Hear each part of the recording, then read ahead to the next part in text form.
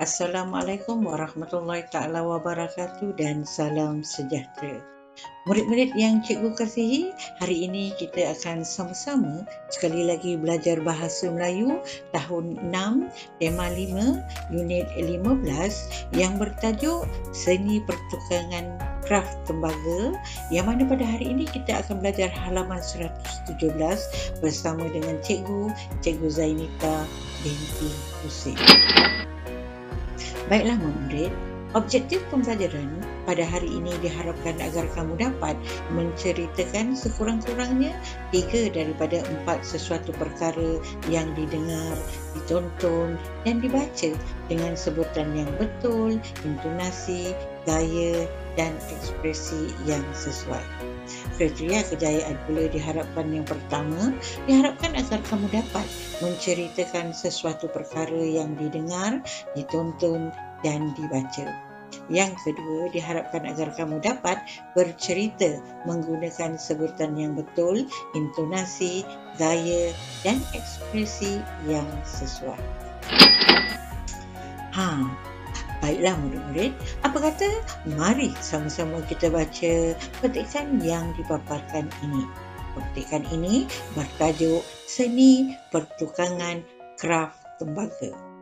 Irfan dan Irdina menonton dokumentari tentang seni pertukangan kraf tembaga.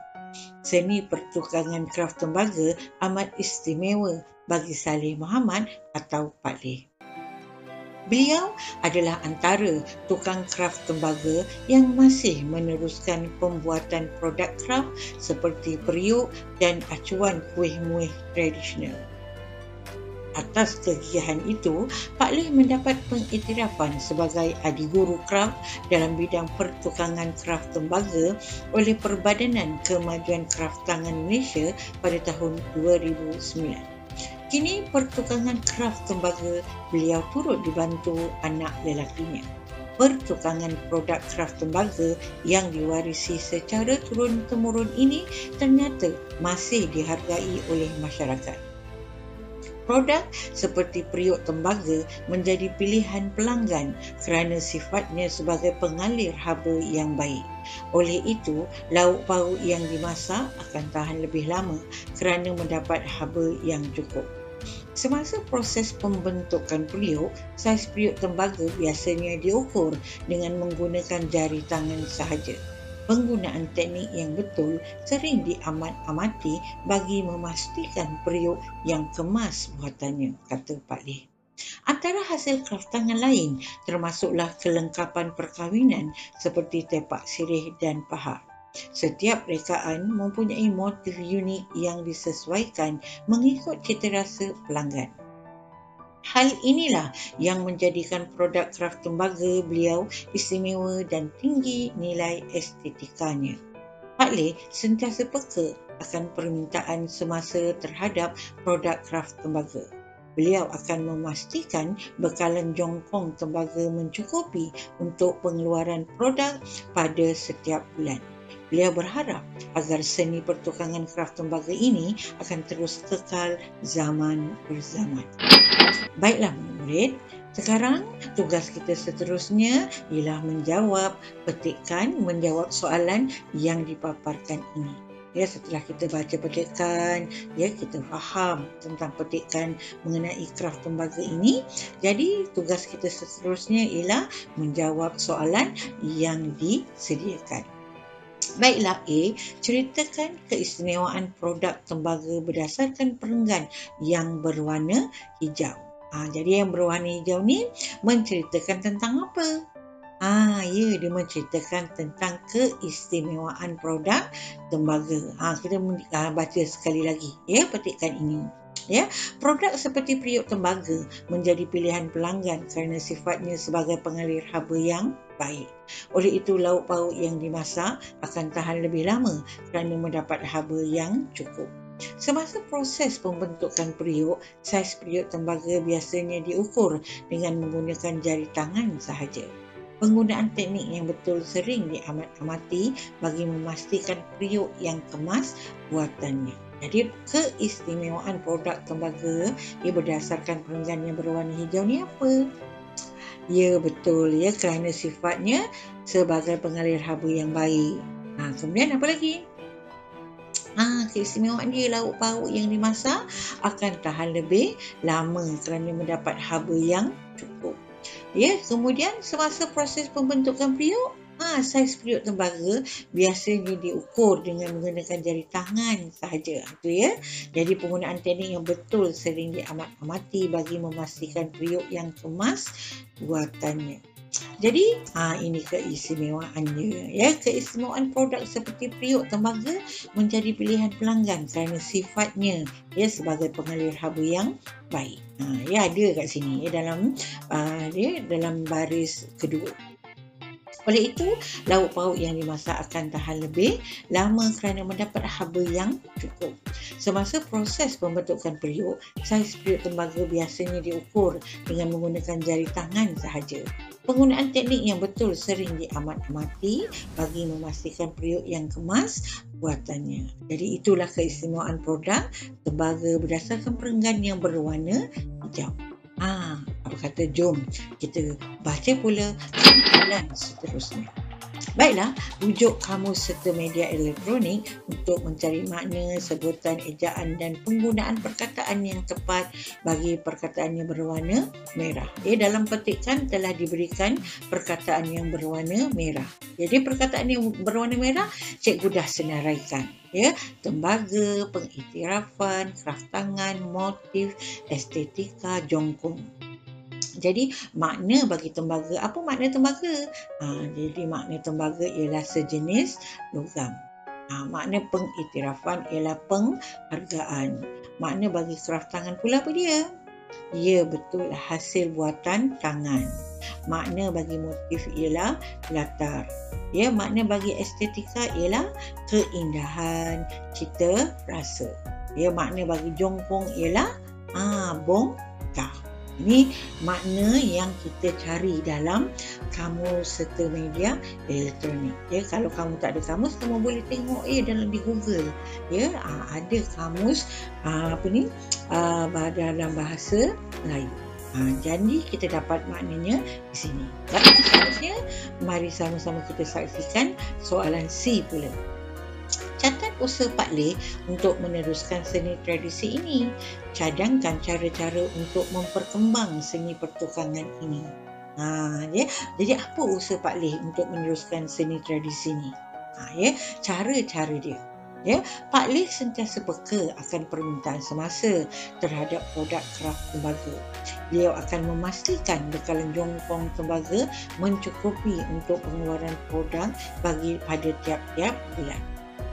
Beliau berharap agar seni pertukangan kraft tembaga ini akan terus kekal zaman berzaman.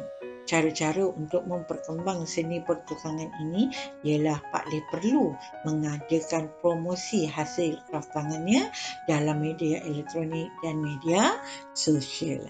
Itu dia cara nak memperkembang seni pertukangan ini. Itu dia caranya. Baiklah. Apa kata, jom kita sama-sama buat apa?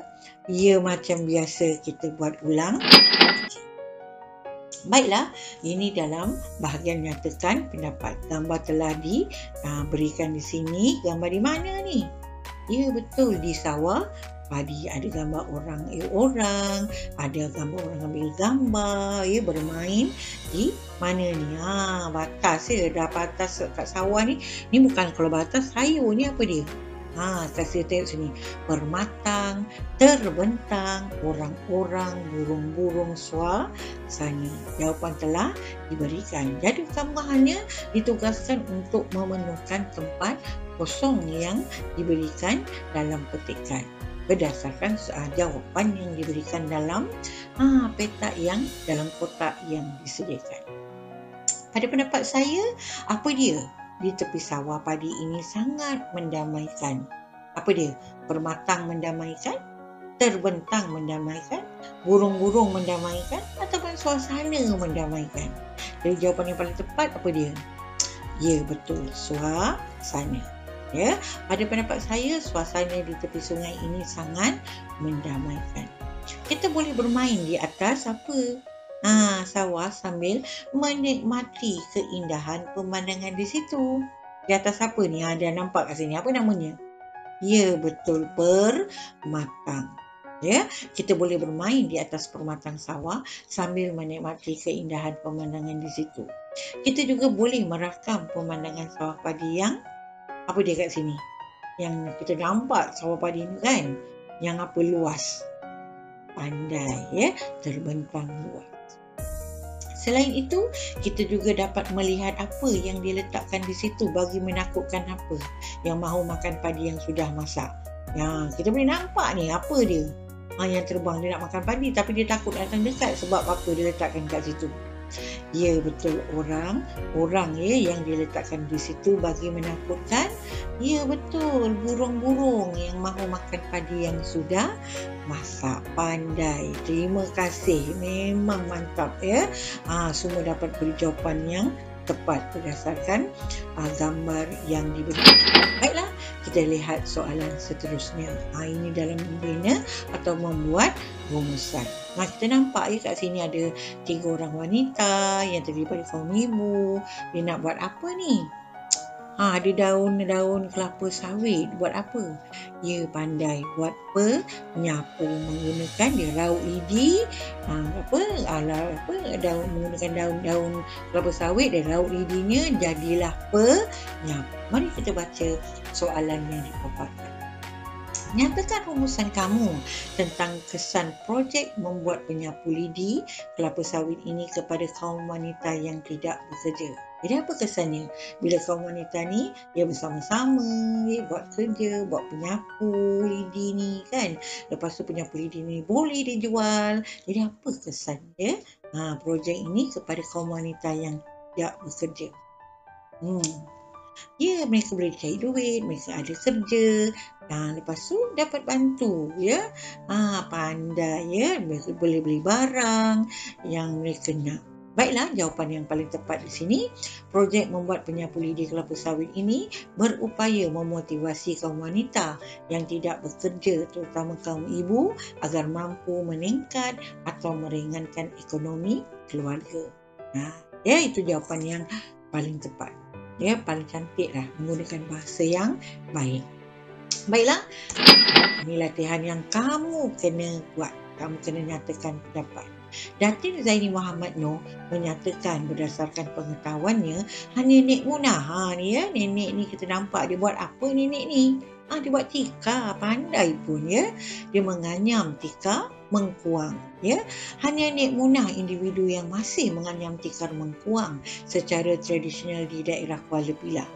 Beliau berkata tikar mengkuang buatan Nek Munah berpotensi untuk dikomersialkan dan pihaknya berhasrat membantu wanita itu meningkatkan penghasilan produk tersebut dengan kaedah lebih berkesan. Jadi, soalannya, pada pendapat anda, apakah cara yang berkesan untuk membantu Nek Munah meningkatkan penghasilan tikar mengkuangnya? Jadi apa cara yang berkesan? Cikgu nak kamu pula jawab soalan ini, bagi pendapat kamu cara untuk membantu Nek Munah meningkatkan penghasilan tikar mengkuangnya. Okey? Boleh kan? Kerja rumah tak banyak, satu je. Jadi cikgu dah bimbing dan bagi cadangan, bagi idea kepada kamu. Dalam petikan pun ada kan? Okay. Ini pula merupakan QR code dan pautan kuis Rati Tubi Bahasa Melayu tahun 6 ya. Pautan juga cikgu telah sediakan di sini. Jadi cikgu harap kamu dapat buat latihan ini untuk memberi untuk menambahkan ilmu pengetahuan kamu tentang cara-cara untuk menyatakan pendapat ya, khususnya untuk murid-murid tahun 6. Baiklah, itu sahaja daripada cikgu. Sekian, selamat maju jaya. Waktu Fadar menanti tamu, sayup-sayup terdengar lagu.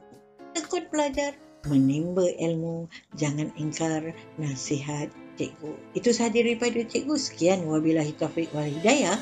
Wassalamualaikum warahmatullahi taala wabarakatuh.